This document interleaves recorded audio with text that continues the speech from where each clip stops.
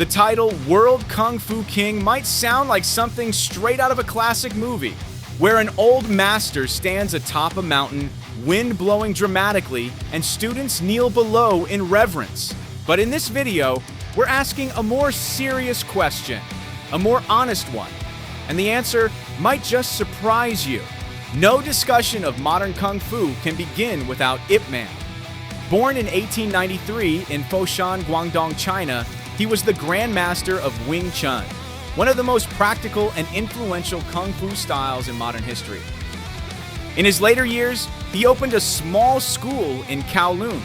It was there that a young Bruce Lee first stepped inside. At the time, it may have seemed like just another meeting, but history tells a different story. A restless teenager with extraordinary talent, an elder master with infinite patience. This was the beginning of one of the most legendary teacher-student relationships in martial arts history. 你是来学咏春的吗？不，我是来踢馆的。我是不会跟你打。原来你真的怕老婆？不是的，我要打10个，少于10个人我不打。好。 Ip Man introduced a concept that sounds simple, but is tactically revolutionary. Control your center line. Attack your opponent's center line.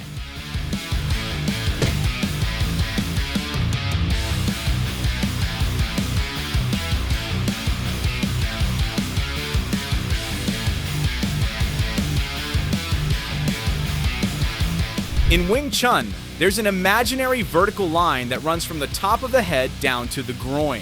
This is the center line, and it's the key to everything. Why? Because nearly all vital organs lie along this line: the throat, the chest, the solar plexus. Ip Man taught his students not to waste energy on wide, circular strikes or long-range swings. Instead, launch direct attacks toward the opponent's center line, as efficiently and as directly as possible. Without Ip Man, there would be no Bruce Lee. And without Bruce Lee, the world might never have known Kung Fu the way we do today.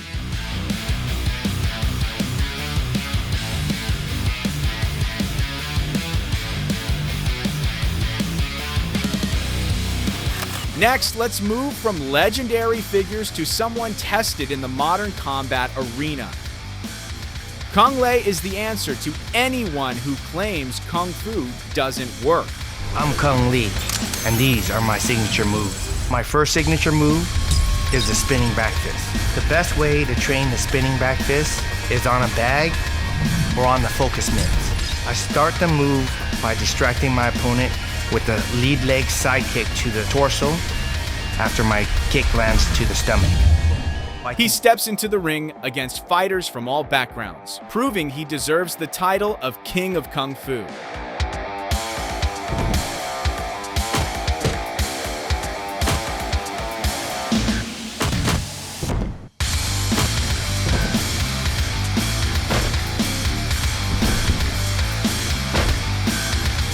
Kung Lei wasn't just performing demonstrations.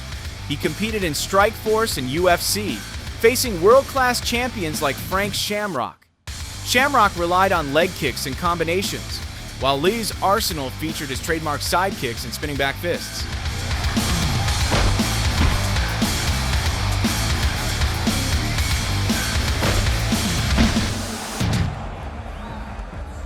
Liu dominated with precise body kicks, especially targeting Shamrock's right arm, a methodical and intentional strategy. Every time Liu struck that target, Shamrock responded with a calm, almost smiling demeanor.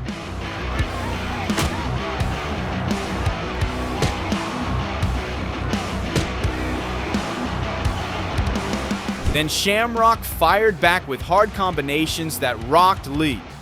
Thousands of fans were on their feet. Lee held his ground, and then the moment that changed everything arrived. Strike after strike rained down on Shamrock's body until it could no longer withstand the punishment. Kung Lei proved himself, claiming the Strikeforce middleweight championship.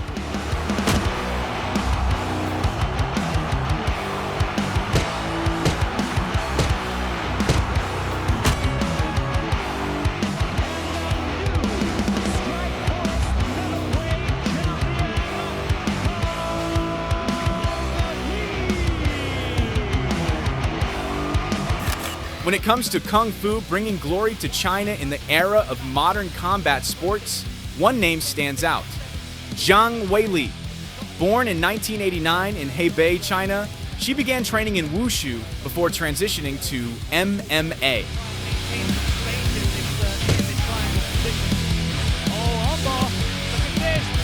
There's a tap. Wow! What a victory there! Wow! Weili! In 2019, Jang Weili became the UFC Women's Strawweight World Champion, making her the first Chinese fighter to claim a UFC title. And she didn't just win, she dominated. She defeated Jessica Andrade in just 42 seconds, one of the fastest finishes in the history of the division. Relied on the fact that she could walk forward too much, but she was met with somebody with just as much power, or somebody that wanted it just as badly as she did. Another legendary duel that left a lasting legacy was Zhang Weili versus Joanna Jedrzejczyk, the fight immortalized in the UFC Hall of Fame as the first women's bout inducted into the fight wing.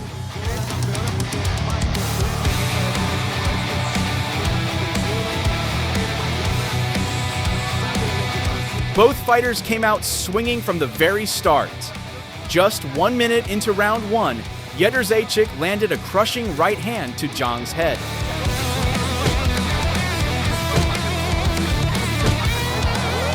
Gradually, Zhang found her rhythm mid-round. Every strike she threw with full power was clearly felt by Jedrzejczyk.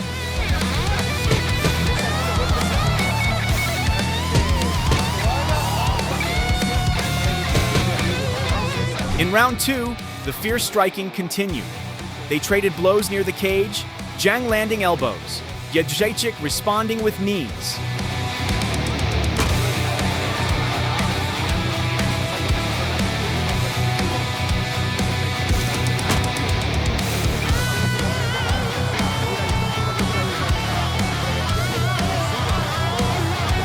Seconds before the round ended, Jedrzejczyk shook Zhang with a hard combination, forcing the Chinese fighter to retreat.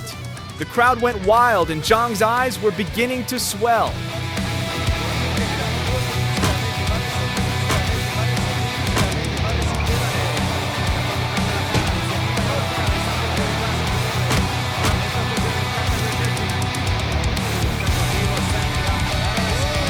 Round 3 saw Zhang pushing forward aggressively.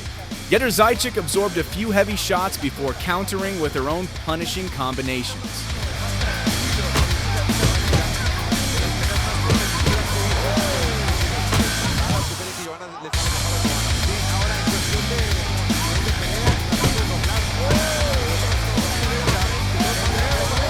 At the end of the round, they exchanged punches again. As soon as distance opened, Zhang landed a strike that left a mark on Joanna's head. But Jedrzejczyk finished the round strong, leaving the judges scrambling to score.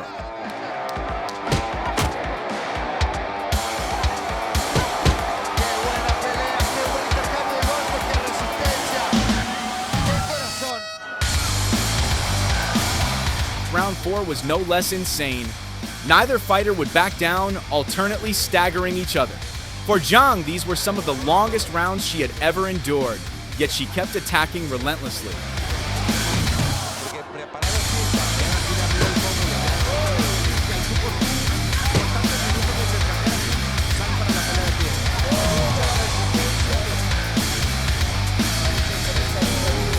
By round 5, both women's faces were covered in cuts and bruises, yet there was no pause. The striking in the final round was just as brutal as the opening bell. When the final bell rang, everyone knew they had witnessed a fight that had utterly battered the faces and wills of both warriors.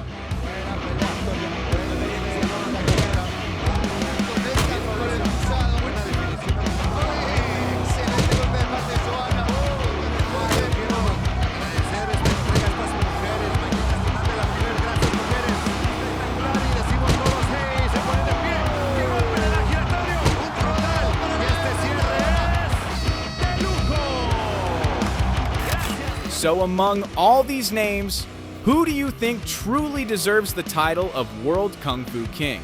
Or is there someone we missed? Drop your pick and reasoning in the comments.